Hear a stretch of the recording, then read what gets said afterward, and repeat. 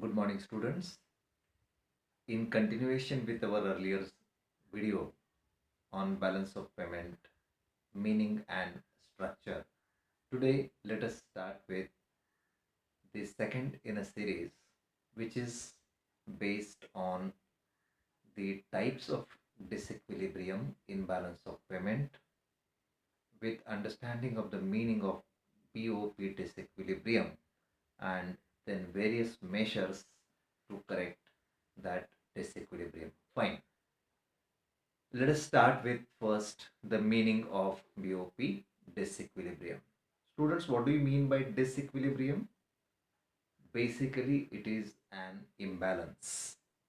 So, disequilibrium is a mismatch between receipts to the country on one side and payments made by country on the another side in the BOP statement.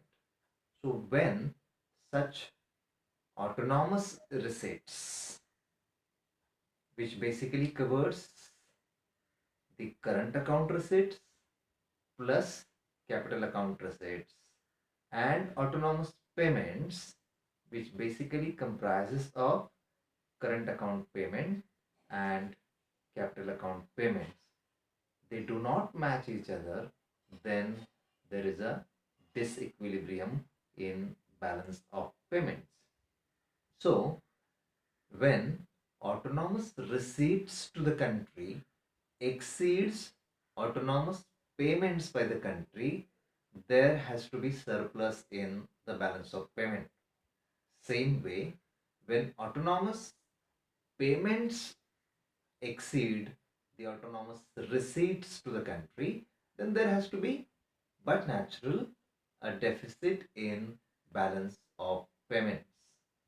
Students, both the surplus as well as the deficit in balance of payment should be recognized as disequilibrium in the balance of payments.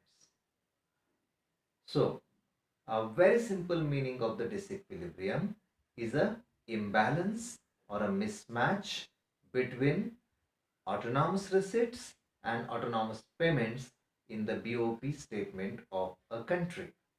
Now, with this meaning of the disequilibrium in balance of payment, we are ready to understand various types of disequilibrium in balance of payment.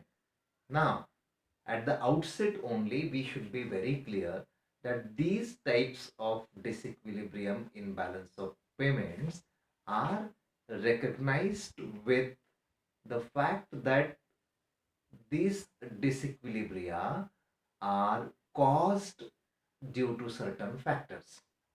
Like first type of disequilibria is short run disequilibrium.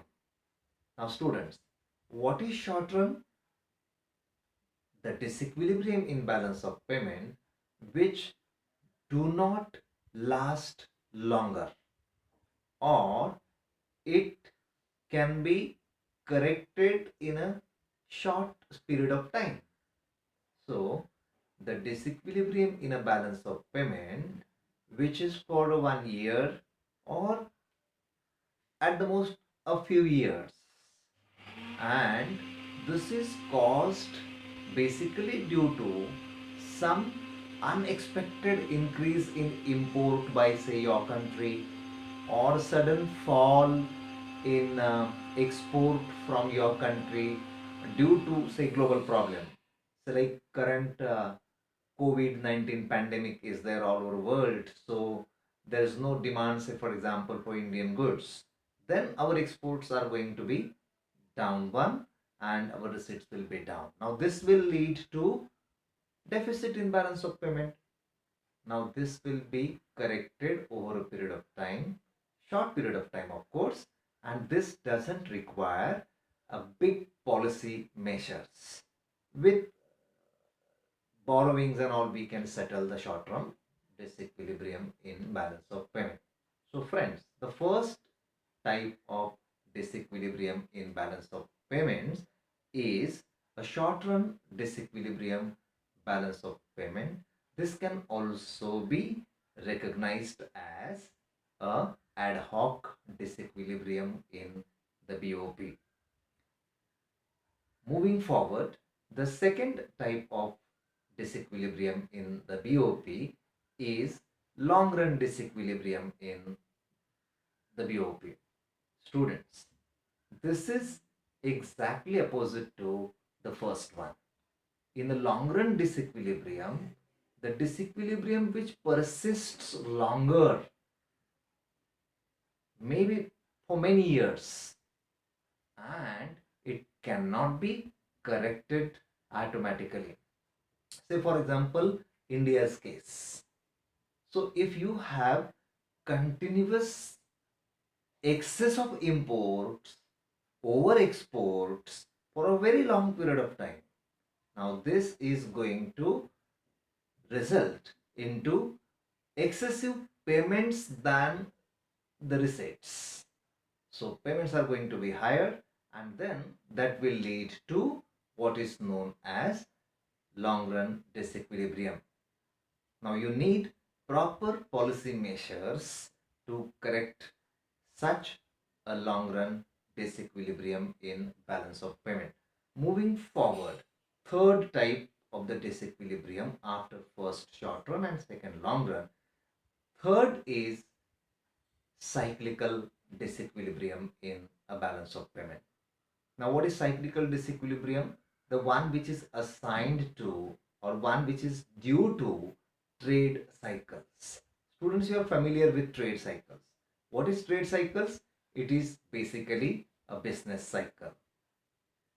It is a cyclical movement or a wave-like movement in economic activities, ups and downs in economic activities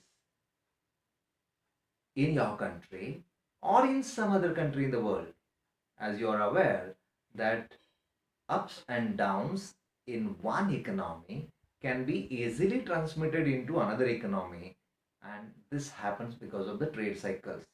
So such trade cycles or business cycles, if cause a disequilibrium in balance of payments, it is known as a cyclical disequilibrium. How it causes? It may impact the demand and supply of goods from your country or to your country. So, any such deficit or surplus in balance of payment statement, which is fundamentally caused, basically caused due to trade cycles, either in your country or somewhere else in the world, is known as cyclical disequilibrium. Now, fourth and the last one, this is known as structural disequilibrium. Now, what is this structural disequilibrium? Students, this is also known as a fundamental disequilibrium. Now, what causes this? See, any structural change in your country's economy impacting exports from your country or imports to your country, and thereby affecting earnings of your country and payments by your country, should be called as the disequilibrium of a structural nature. One simple example, say till 1991, India's economy was more of a state dominated economy, and hence we had limited scope for world trade and all. But after 1991, when structural changes in the economy were adopted by then Finance Minister Dr. Manmohan Singh, by adopting new economic policy of liberalization, privatization, and globalization, very famous as the LPG policy, that opened up India's economy for foreign players, as well as created opportunities for Indian businesses to sail globally. Now, this is a structural change. So, students, any disequilibrium in balance of payment which is caused due to a structural changes in the economy. It could be again, say, enormous growth in, say, population in your country. That could be the reason. It could be technological innovation in your country, or high or superior level of R&D, research and development. So that leads to structural change in the economy, or say whole structure of the economy changing from, say, primary economy into a manufacturing economy, or say manufacturing economy to service sector kind of economy, or tertiary sector economy. So that is a structural change, and that structural change can lead to changes in the export and import pattern, rather trade pattern of your country, investment pattern of your country, and thereby creating either surplus or deficit in balance of payment. Such a deficit is, or surplus, rather disequilibrium, is known as a structural disequilibrium. So students, let us sum up. We have seen in today's session four different types of disequilibrium in balance of payment: short run disequilibrium, a long run disequilibrium, a cyclical disequilibrium, and lastly, the fundamental disequilibrium or structural disequilibrium. Now, moving on to the next one. If at all there is a disequilibrium, what can be done? I mean to say, I'm going to tell you now various policy measures which could be adopted in resolving BOP disequilibrium issue. What policy options we have? Policymakers have two fundamental types of policies. Number one, expenditure changing policies, and second, expenditure switching policies. These are different, two different things. Please know, expenditure changing policy, that means either you can reduce the expenditure made by your countrymen, or you can increase the expenditure made by your countrymen. This is called as expenditure changing policies or expenditure adjustment policies. Now what it includes? It includes two fundamental policies. Number one, monetary policies, and second, fiscal policy. Going to the first one, monetary policy. What is monetary policy? In a simplest terms, it is money management policy. Who prepares monetary policy, students? The central bank of a country, RBI. That's the Reserve Bank of India, prepares monetary policy in which it impacts cost of borrowing, availability of borrowing, and thereby it influences cost of holding money. So if there is a deficit in balance of payment, your central bank would wish to reduce your expenses on importables, so that your people will import, Indians will import less, and thereby there will be lesser and lesser outgo of dollars. That is expenditure reducing policies. Opposite to this, suppose there is a surplus in your balance of payment. Now that surplus will be adjusted by promoting more expenditure from your country. The first one, that is to reduce expenditure of your country, applicable when there is a deficit in the balance of payment, is possible with tight monetary policy. What is tight monetary policy? The policy in which central bank increases the interest rate and thereby it makes borrowing costly. Whereas in the second one, which is promoting expenditure, rather encouraging people to spend more, and that is possible with cheaper monetary policy, whereby rates of interest are reduced and borrowing is made easy, comfortable, rather affordable to the borrowers.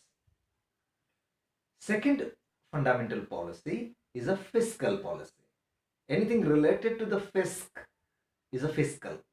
Now this policy is prepared by the central government, FinMin, Finance Ministry. This has got two important tools. One is G, that is government expenditure, and second is T, that is taxation. By reducing government expenditure, also by increasing government expenditure, finance minister can impact buying capacity of common people. And second is a taxation. Same way, by raising tax level or by reducing tax level, finance minister can impact the disposable income. What is disposable income? The money which is left in your purse after paying the taxes. So government expenditure and taxation, either increased or reduced, will impact our buying capacity, our purchasing capacity.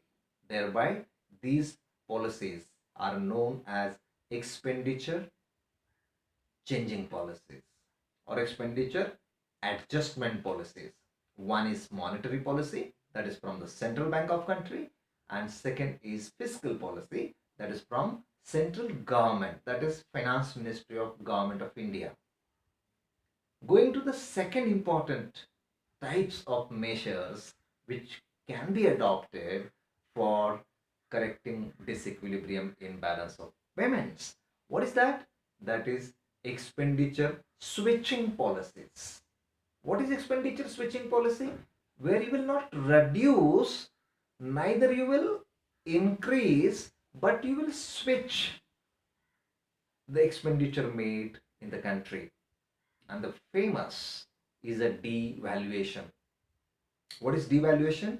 Devaluation of home currency, say Indian rupee, INR, against any foreign currency, preferably US, because USD, that is US dollar, American dollar, is a vehicle currency accepted globally.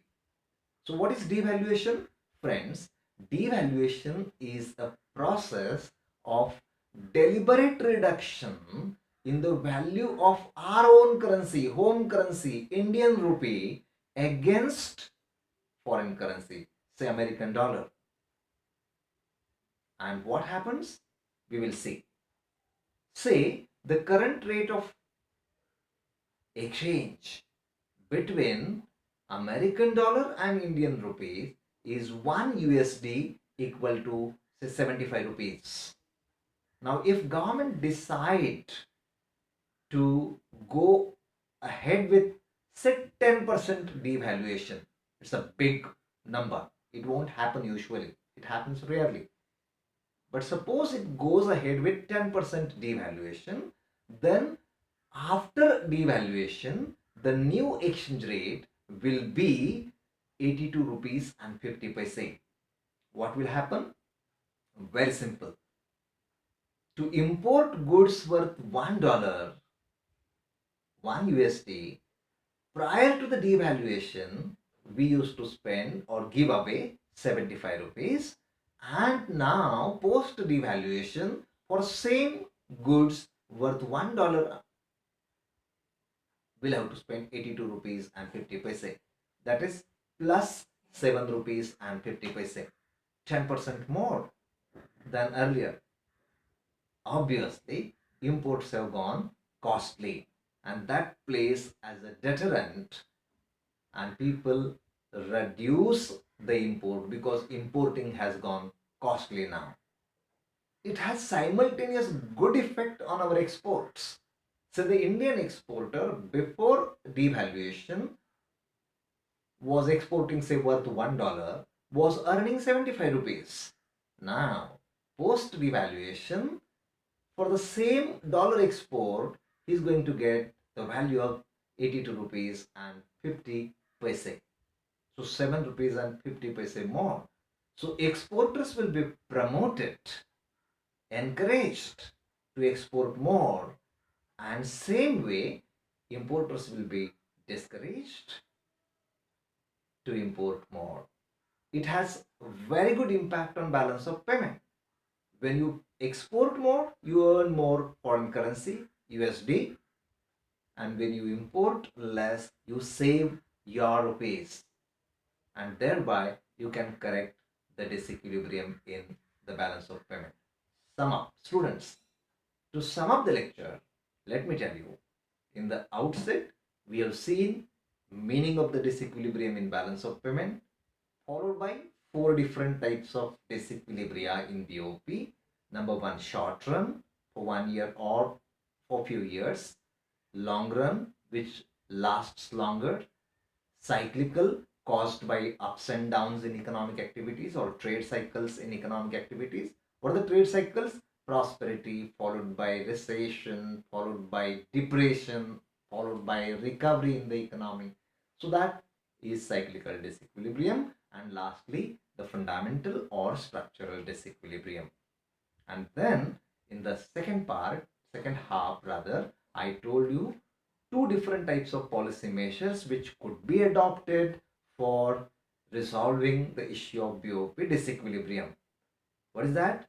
Expenditure changing policies, monetary policy plus fiscal policy, and expenditure switching policies, that is basically a devaluation. There are other measures also, like tariff, for example, quota, for example, non tariff barriers, for example, which can be used subsequently as and when time asks for. So, students, with this lecture, I'm sure you will be preparing a very good answer for the question on various types of BOP disequilibrium and different measures to be adopted for correcting that disequilibrium. Thank you so much for listening to this video. Thank you.